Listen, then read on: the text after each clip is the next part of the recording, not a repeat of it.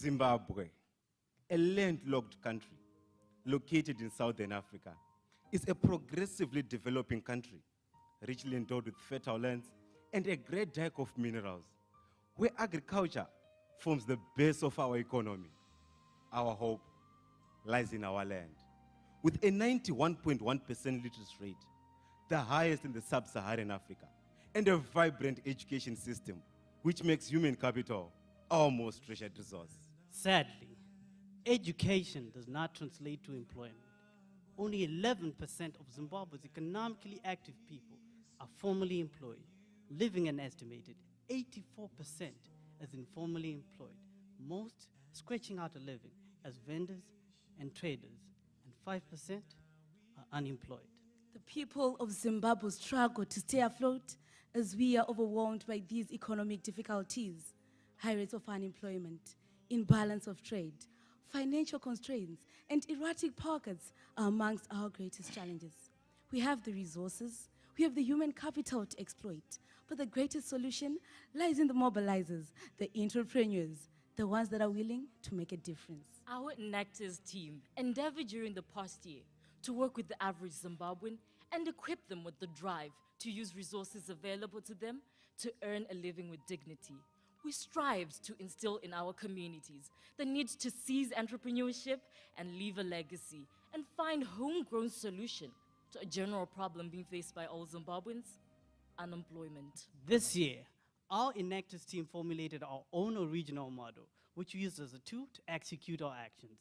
We named it the 3D model, as it consists of 3 stages: to distinguish, to develop, and to deploy. We present 2 of the 3 projects we did in our Enactors year: Still a Commune and Cotrail. My name is Leighton Gabida. I'm Caroline Ungwe. Petronella Mnakandafa is my name. My name is Odias Chibaya.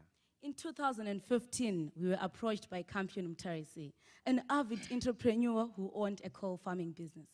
A quail is a small, nutritious bird that is fast-growing with a maturity of 6 weeks and a fast egg-laying rate.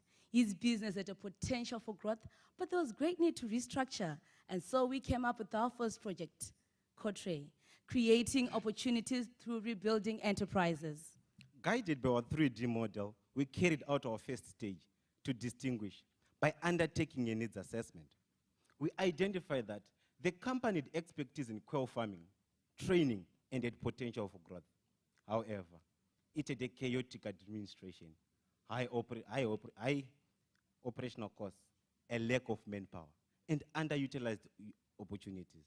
In order to reduce high operational costs, Enactors CUT came up with a solution to eliminate the need to import incubators. We converted decommissioned refrigerators into incubators. The team sourced for decommissioned refrigerators from a local beverage distributor, who ensured that there are no R11 and R12 CFC gases. We manipulated the refrigeration system to produce heat and moisture by replacing the cooling system with a water boiler. We replaced the shelves with egg trays, a turning system, and a monitoring and regulation system. And to cater for the erratic power cuts, we incorporated solar and gas as alternative sources of energy. Qualcomm has saved up to $4,750 that was being consumed by importing incubators. To date, 5 incubators with a carrying capacity of 6,000 eggs and an 80% hatch rate have been produced at a cost of $150 each. Qualcomm, together with the Enactors Cut, toured the country, taking people through a series of workshops on quail farming, basic bookkeeping, and marketing. Seeing how many people wanted to venture into coal farming but did not have the resources to do so, we came up with a financial system that would allow Qualcomm to supply week-old chicks and best its clients on credit, then buy back the matured birds and eggs. In implementing this, we engaged a key partner, Safe Credit Microfinance, to provide the order finance facility. To date, Qualcomm has sold on credit $1,200 worth of birds and eggs and has realized a profit of $465.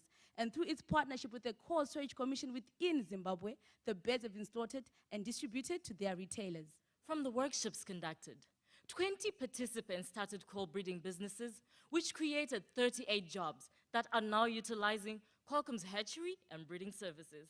The company has further diversified its operations to include pen making.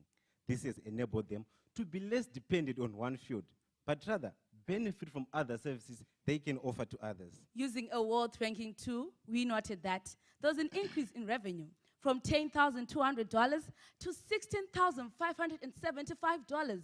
There was an increase in profits from $1,750 to $7,922.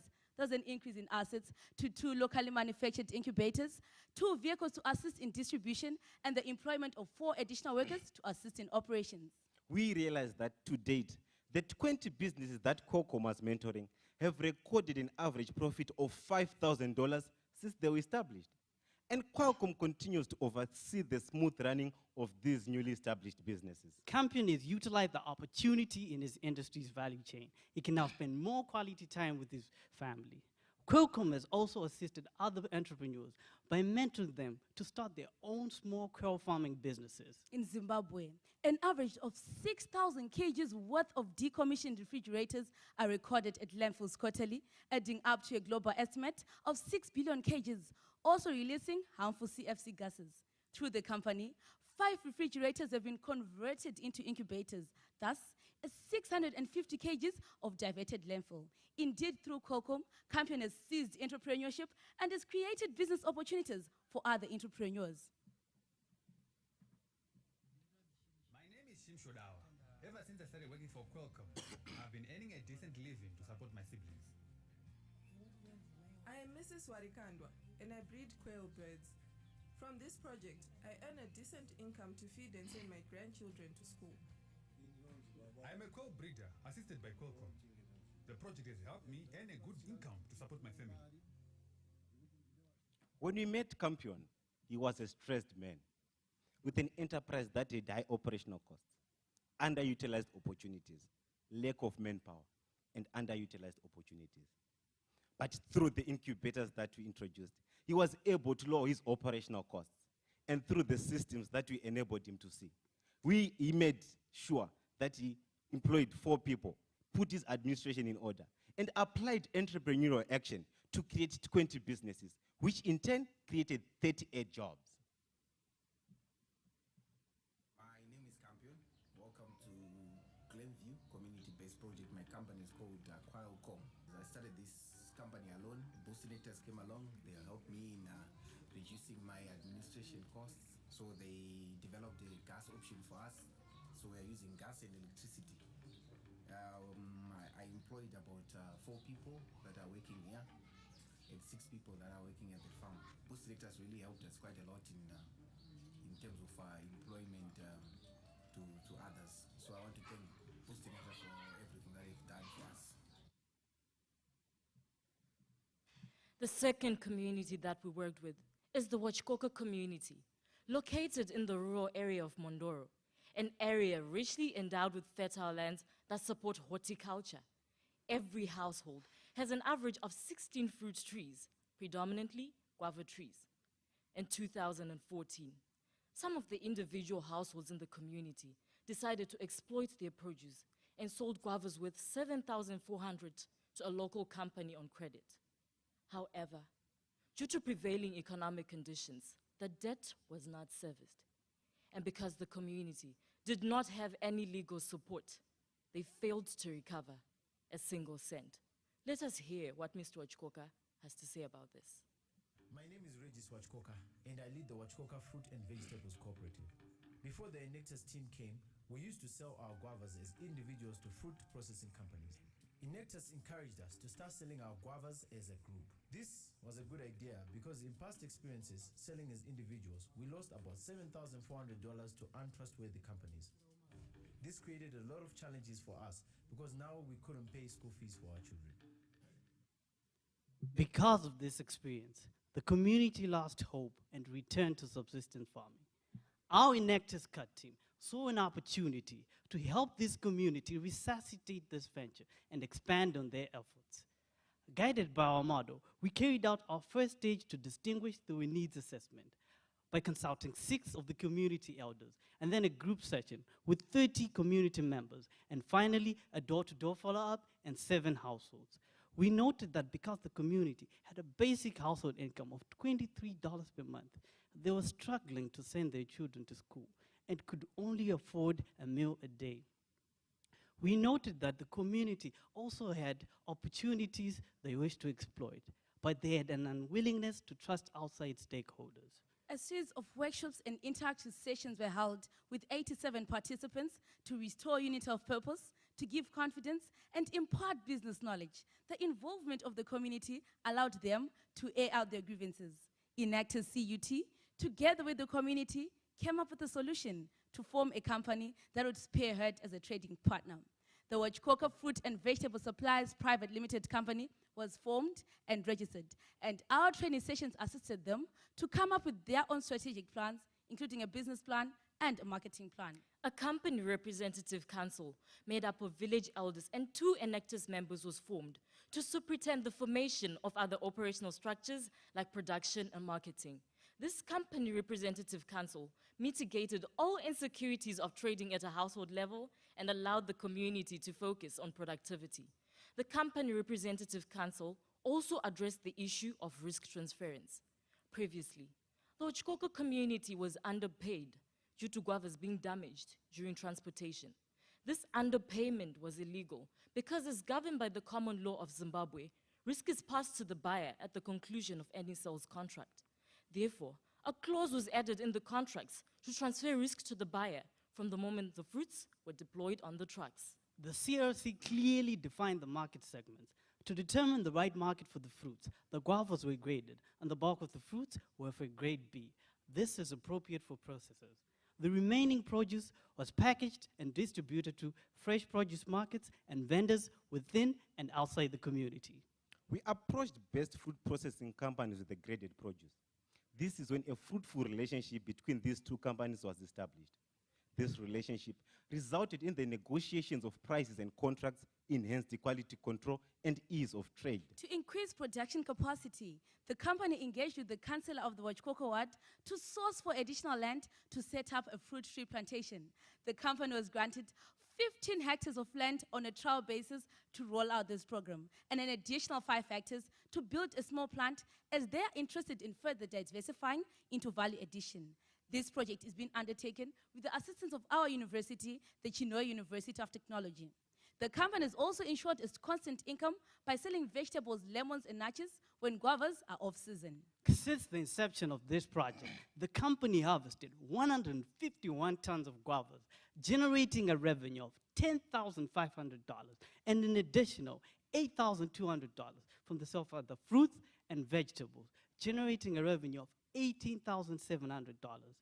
Comparing with the information from the needs assessment, the 180 directly impacted families that used to make an average household income of $23 per month are now making $116.50, a 406% increase. As a direct result, these families are now able to afford basic household costs such as school fees and 3 meals a day. In our post-assessment, we noted that the community societal well-being has improved, and they now saw opportunities from their environment. Also, the enactors team noticed high levels of confidence reflected when the CRC negotiated for their contracts. Youths are now contributing positively by taking up other tasks within the company. The producers of the Wachkoka community had always been exploited because they lacked a basic knowledge of their common law rights. Through our intervention, they now operate under contracts which protect them, and they now own a registered entity. We've continued to empower the community to continue to reinvest in their land by planting more trees and utilizing the rotten food for composting, as it is important for their market gardening. Before our intervention, the households of Wachkoka were earning an average $23 per month, which made it difficult for them to send their children to school and barely afford more than a meal a day.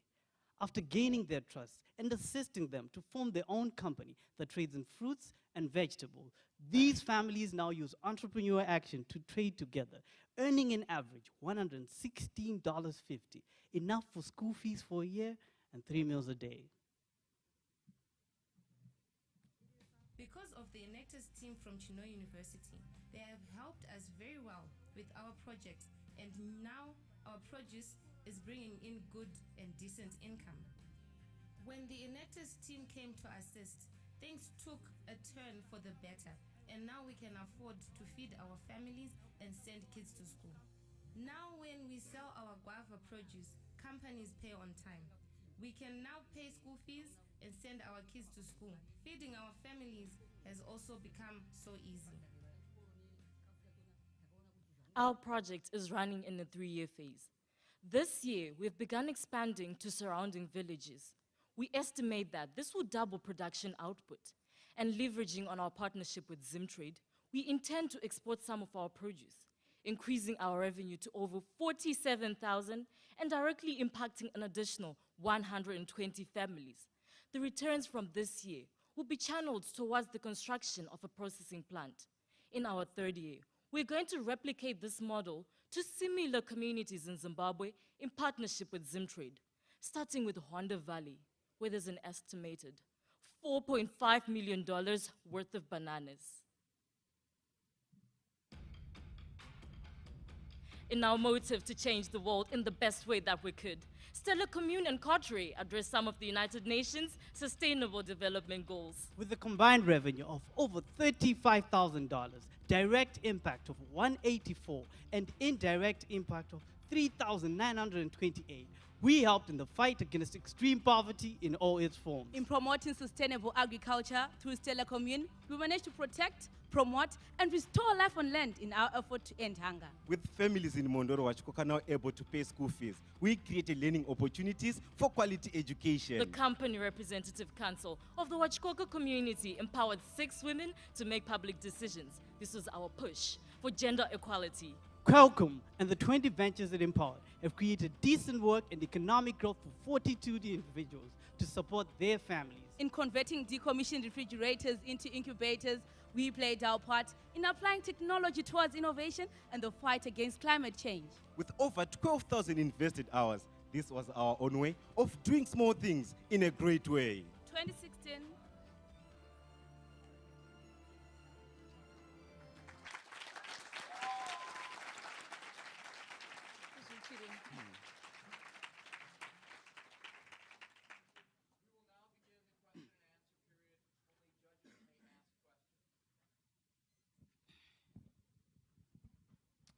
Hi guys, thanks for your presentation.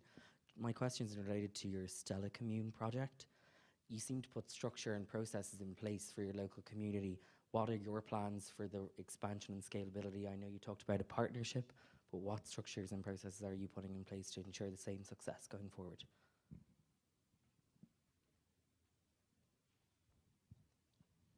Thank you for the question. The structures that we've put in place is first we made the community form a community representative council. So we are continuously going to be doing training sessions with the community. There are 2 inactive members that are within this council, and there will be ongoing consultations, board meetings. So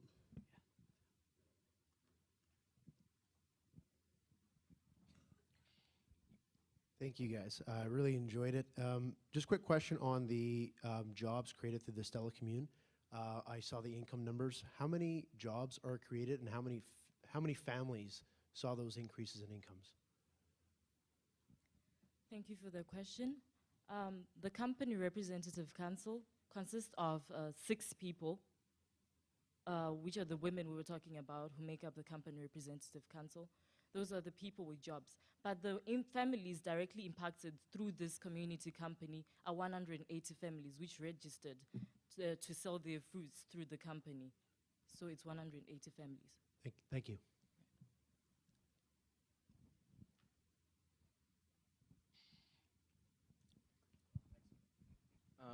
I had a question about the Cultura project. You guys made, I think, 5 incubators and helped create 4 jobs. And then you guys also talked about additional jobs created, other ventures created. Are those what are those ventures dedicated to doing? Are they growing the quails, or help me understand that? okay, the 20 businesses emerged from the training sessions that Campion held on coal farming, because his business is not centered on coal breeding and farming. He also trains people on how to coal farm. So from the people that attended the workshops, that's where 20 people started their own coal farming businesses.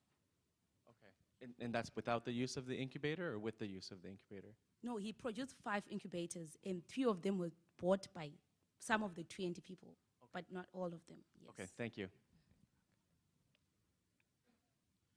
Yeah, hi. Help me understand, on your annual report, the cover has you at 12,000 and change hours dedicated. And then inside it says hours invested. I don't know if that means the same, but they don't add up. They're about 2,000 hours different. So I just was curious as to what the inconsistency is. Thank you, sir, for that question. To further clarify on the hours invested, there are hours within the projects and other hours that we as teams did our research and everything that we do to put the projects in place. So those in the annual reports specifically for that project. Then other hours add up from what we did as a team.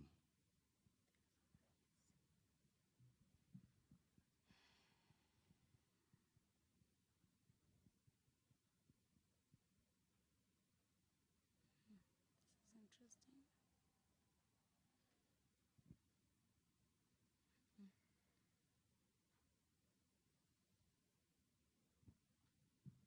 I noticed on the Stella Commune there that you mentioned that there's the government sanctions the protection of the producer, that any damages made in transportation is borne by the buyer. Did you have any complaints from the buyers? They understand it's from the government, but have you received any complaints from the buyers on the quality of the fruit damaged during transportation? Thank you for that question. Yes, there were incidences where buyers would refuse to pay because the fruits had been damaged during transportation or they would have rotten during transportation. But then that's, according to the Zimbabwean law, that's not legal. So we made sure we empowered the community to know this, that once they put their fruits on the truck, it's now the responsibility of the company which came to buy to ensure that they transport the goods on time to wherever they're going.